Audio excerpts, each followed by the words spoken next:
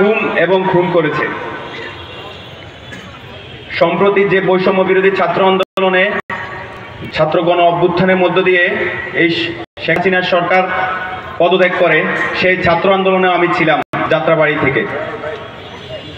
আমি প্রথম দিন যখন ওখানে উপস্থিত হই, আমার মা আমাকে ফোন করে যে বাবা, যেভাবে গুলি করতেছে আমি তোর বাবাকেও হারাইছি, আমি তোরেও হারাইতে পারবো না।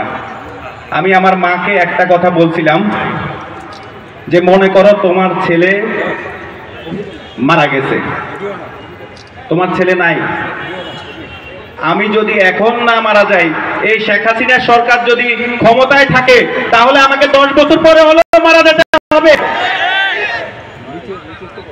তুমি মনে করবা তোমার ছেলে নাই, তাকে মেরে ফেলেছে, আর ডিস্টার্ব করবা না মা।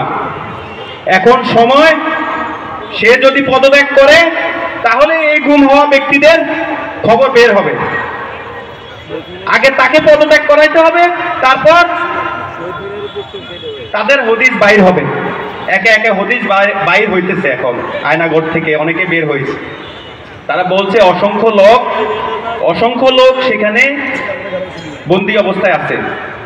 আমরা চাই জাতিসংঘের হস্তক্ষেপে একটি তদন্ত কমিটি গঠন করে আয়নাঘরের তত্ত্বাবধানে যে সকল অফিসারগণ ছিলেন তাদের প্রত্যেকের এবং প্রত্যেকটা আয়নাঘর ভেঙে দিয়ে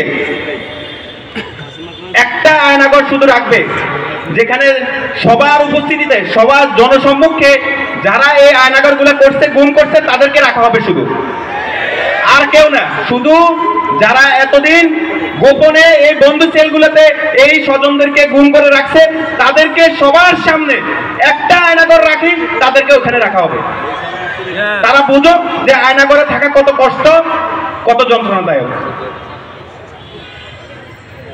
ধন্যবাদ। আমাদেরকে সবাই সহযোগিতা করবেন। আমরা সামনে আমাদের বিচার চাই, আমরা ভেঙে পড়বো না। আমরা সব গুম পরিবার আমাদের স্বজনদেরকে চাই, অথবা বিচার চাই, অথবা যদি না থাকে ডেথ সার্টিফিকেট চাই।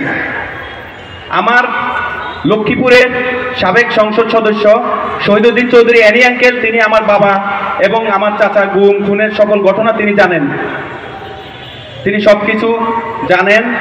ইনশাআল্লাহ তিনিও আমাদেরকে সহযোগিতা করবে, আমাদের গুম পরিবারদেরকে সবাইকে সহযোগিতা করবে, সামনে আমরা যেন বিচার পাই। ধন্যবাদ সবাইকে। আসসালামু আলাইকুম।